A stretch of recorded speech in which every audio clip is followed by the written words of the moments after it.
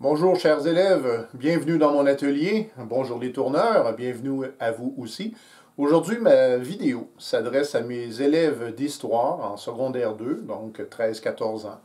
Et c'est juste pour faire une petite démonstration du passage du travail à la main à l'époque et versus le travail à la machine. Donc, scénario que je suis exactement en train de vivre, c'est pour ça que je fais cette vidéo. Alors j'ai entre les mains et ailleurs dans l'atelier quelques planches de pain.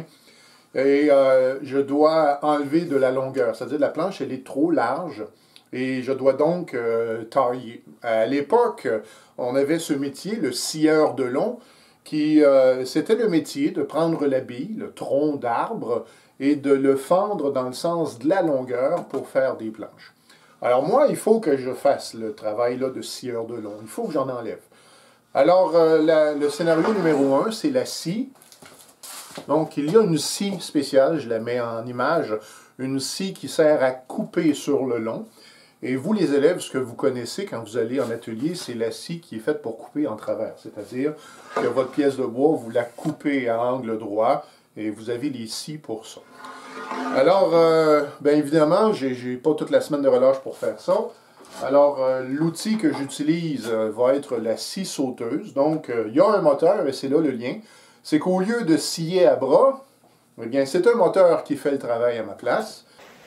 Évidemment, l'homme utilise les forces de la nature depuis très longtemps pour soulager son labeur. Alors ici, vous avez un moulin à eau. Donc, par le principe des engrenages, un peu comme sur votre vélo, eh bien, par un agencement, on réussit à faire, à actionner un axe qui va tourner relativement vite et qui va permettre d'utiliser l'énergie pour, dans ce cas-ci, fendre une pièce de bois. Évidemment, la pièce que vous voyez maintenant, elle n'aurait pas pu être fendue sur le long par des hommes, trop dur et trop long. Donc la scie fait un mouvement de va-et-vient, elle monte et elle descend, et puis je vais couper la planche sur toute la longueur. Donc en théorie, cet outil va économiser mon énergie. Cependant, je vais devoir, parce que je suis à l'intérieur, porter un sexy masque à poussière. Et puis comme l'outil fait du bruit, je vais devoir mettre des coquilles. Et là, on commence à ressembler à un extraterrestre.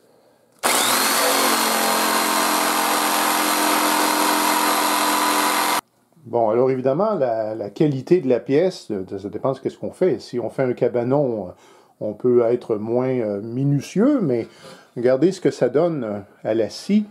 Alors, pour ce que moi j'ai à faire, je ne peux pas laisser cette finition-là comme ça.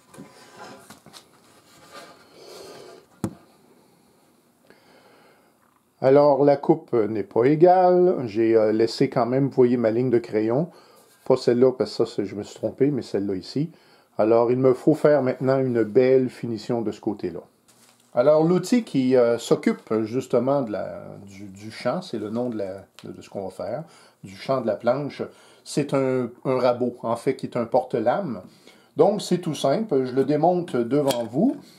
Je ne connais pas tous les noms. Ça, c'est une pièce qui sert à écraser la lame pour empêcher la vibration.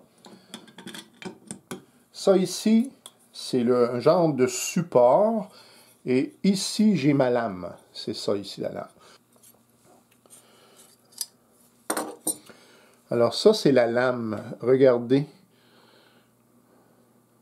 Vous voyez, elle fait un effet miroir.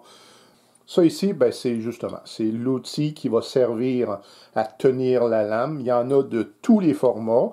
Celui-ci est en métal. C'est un Stanley numéro 4. Celui-ci, il est en bois.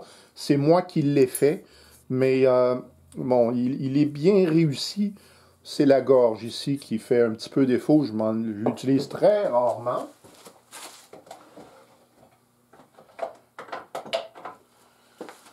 Et finalement, j'ai ça ici. Alors, deux rabots minuscules qui vont servir pour les fabricants d'outils, les fabricants de maquettes, des luthiers, ceux qui vont faire des violons et des guitares. Et puis, le même principe est toujours là. Votre lame, tout repose sur la lame.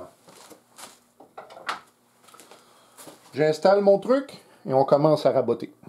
Alors, supposons que nous avons un agrandi de notre pièce de bois. Et donc, la coupe, ce que la scie a fait, il y a plein d'encoches. Eh bien, le rabot, ce qu'il va faire, c'est qu'il va venir enlever les points les plus hauts.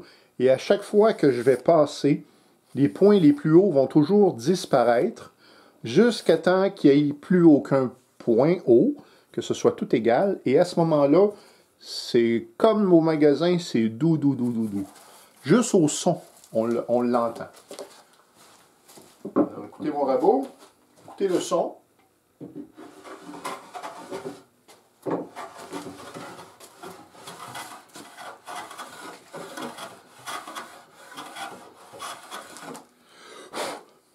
Une autre chose, le bois, ça a un sens. Hein. Quand l'arbre il pousse, il part du plancher, il monte au plafond. Et puis, ça paraît dans la fibre. Quand je flatte la fibre, c'est comme si je flattais un chat.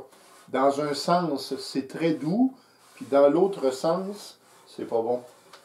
Et là, j'essaye de déterminer dans quel sens va mon bois, mais c'est pas facile.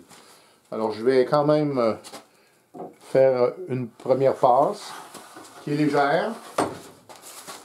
Ici, j'ai une bonne coche. Je vais essayer de l'enlever. Puis ma lame, elle est ajustable. J'ai un petit truc ici.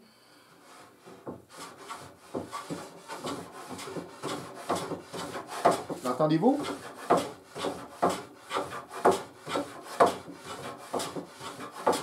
Là, je suis très délicat, mais je vous montre. Avec la lumière, vous le voyez bien. Il y a un côté qui est luisant. Ça, c'est le côté qui est doux. Puis ça, la lame, il n'y a pas encore touché. Alors, il faut faire la planche sur toute la longueur comme ça.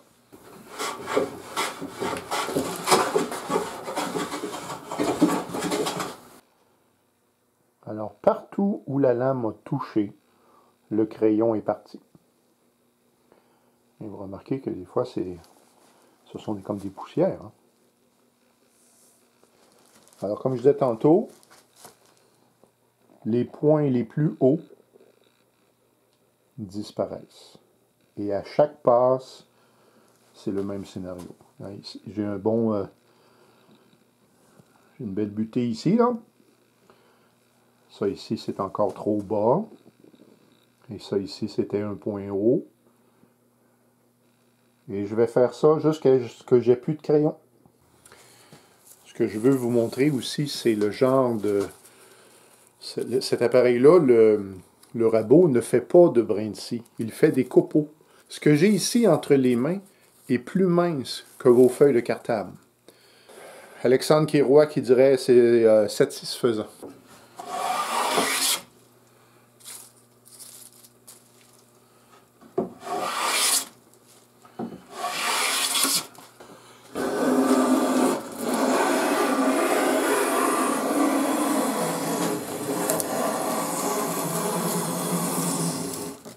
Bon, bref, vous avez l'idée. Là, c'est parce que j'ai parlé à la caméra, mais sinon, c'est une opération de quelques minutes seulement. C'est très rapide. Alors, quelle conclusion tirer? Celle-ci. Avec l'arrivée des machines-outils, le savoir de l'artisan, son habileté ne seront plus nécessaires. En effet, la machine va remplacer l'homme dans certains domaines.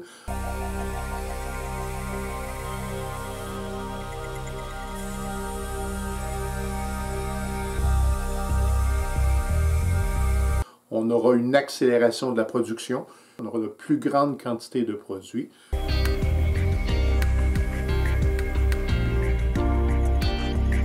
Alors j'espère que cette vidéo aura été un peu éclairante pour nos besoins dans nos cours d'histoire. Et puis voilà, au plaisir de se revoir une prochaine fois. C'est noté.